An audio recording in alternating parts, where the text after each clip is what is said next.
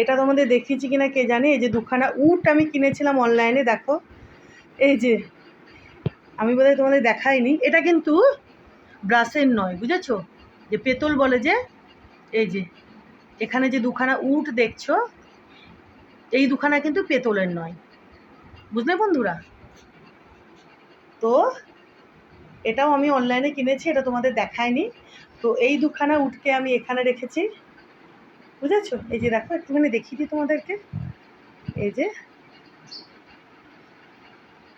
দেখেছো, এই বাথরুমটা তোমাদেরকে আমি আগেও দেখিয়েছি। এই বাথরুমটা বিশেষ করে আমার ছেলেই ইউজ করে বাড়িতে আসলে, বুঝলে তো বন্ধুরা। আর এটার উপরে রয়েছে একটা স্টোরেজ মতো, বুঝলে। এটাতে পরে একটা পাল্লা করা হবে, তো ওরকমই আছে।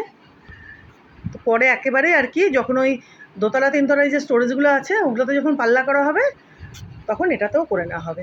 ওই দিকের ফ্ল্যাটেরও বাথরুমের উপরে সেম এরকম একটা করা আছে, সেটাও তোমরা দেখেছো। তো এই যে দেখছো এখানে মোটামুটি এইরকম। এই যে দেখো, এদিক থেকে একটু দেখিয়ে দিই তোমাদেরকে। এই যে দেখো, দেখেছো, ওখানে তিনখানা বাস্কেট রয়েছে, টুকটাক জিনিস রাখা থাকে। আর আসলে বসার ঘর তো আমার ওই দিকের ফ্ল্যাটে, সেটাও তোমরা দেখেছো।